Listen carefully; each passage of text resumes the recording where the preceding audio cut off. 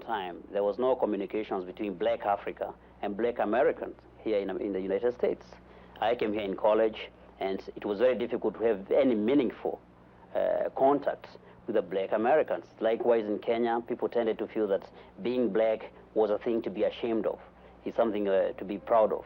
But these days, I find that it's very encouraging to meet you, Henry Brown, and my brothers and sisters here in the United States, who feel that we have shared ideals, shared cultural ties of history, of culture, and of common suffering, and I believe commitment to the cause of human development and human welfare. Black Americans will be We able to explained to help you, Kenya's ambassador that black Americans were developing some political power. That is one aspect. I find that as I move around at least 23 or perhaps some people say 30 million black Americans here, and this is a very important constituency that could be a very strong lobby for Africa. The ambassadors feel that political action is a necessary component to a cultural and psychological identity with Africa. Means more to identify with Africa than running around with a dashiki or wearing a bush, because in some parts of Africa, in Nairobi, you looked around and you saw the brothers wearing Brook Brothers suits, and they were wearing very Americanized, very business-like clothing. So the physical manifestations of identification with Africa are superficial.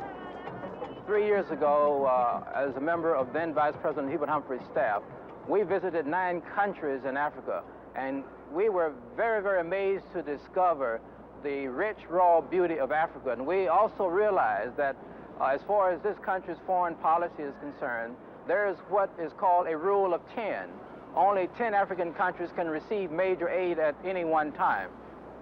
So going beyond stimulating cultural awareness in the black community as far as our ties, our historical ties with Africa, I think we have to wake up to the political realities.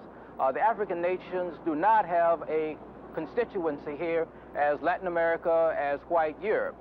So black Americans will have to become very much aware of the necessities and the needs of the developing nations of Africa. Congress limits aid to 10 African countries at any one time. Last year, it was $150 million, about the average for a single country in Latin America receiving aid, and less than the amount we spend in Vietnam in a month. Well, our greatest thrust is to expose the defects in American foreign policy with respect to Africa, to try to build up some kinds of pressure for change in that policy. So I think that more black Americans ought to travel to Africa, because many black Americans have distortions about African concerns, about African interests, and about Africans themselves. They just have no idea. They've been brainwashed over the many decades about the alleged primitiveness of that country. They have no appreciation for the value of the resources, the resourcefulness of Africans. We need to activate the black press, the black media, for example, in order to get some more positive stories told about Africa. That's one of our failings as far as the African posture is concerned here in the United States. We need to generate more pressure on our federal government in order to help effectuate change, because there's no question that that American foreign policy in many instances is based upon certain kinds of political pressures. And our concerns about Africa ought to be added to the list of our agenda.